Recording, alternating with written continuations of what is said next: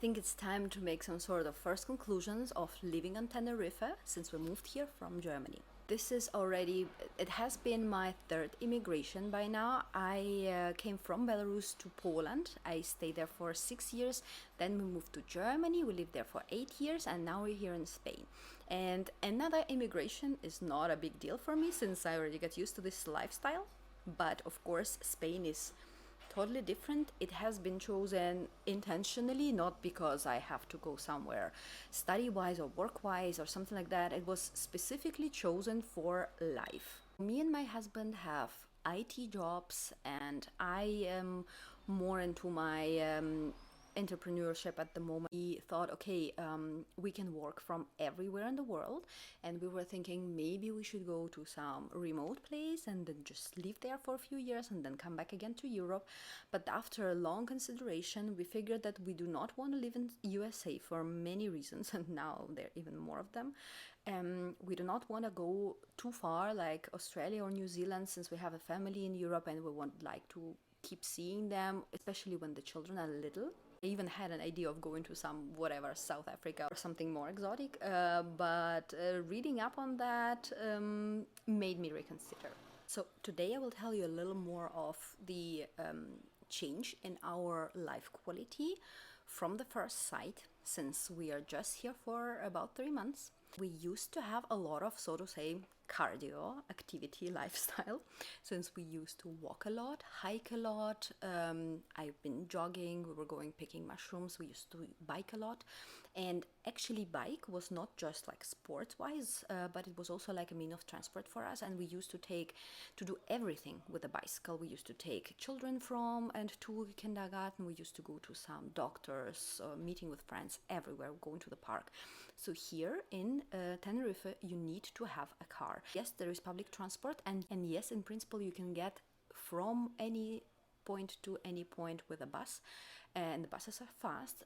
However, if you live up the hill or down the hill from the main road, from the main circular autobahn, this highway, you will need to wait a little longer to do this change, because the buses which are go from below and from above, they are less frequent than the ones that are going on the highway. On the other hand, I was hoping to use the bicycle here. We took it here, and I know that the bike infrastructure is not so good. And I used to see, actually, I saw bikers in Puerto de la Cruz, in bigger cities, yeah, in Santa Cruz, in even in Candelaria, I think. So, I mean, there are places where you can bike freely, and there are even some bike roads, like, not everywhere, but at least some parts of the city. But in smaller towns, not so good. Plus, there is no bike infrastructure. Plus, it becomes dangerous pretty quickly, and it becomes dangerous even for the car sometimes, because two-way streets are sometimes quite narrow, and especially if the cars are parked on the side of the road, it's just not gonna be safe, in my opinion. So that being said, we cannot use our bicycles. We must take a car everywhere.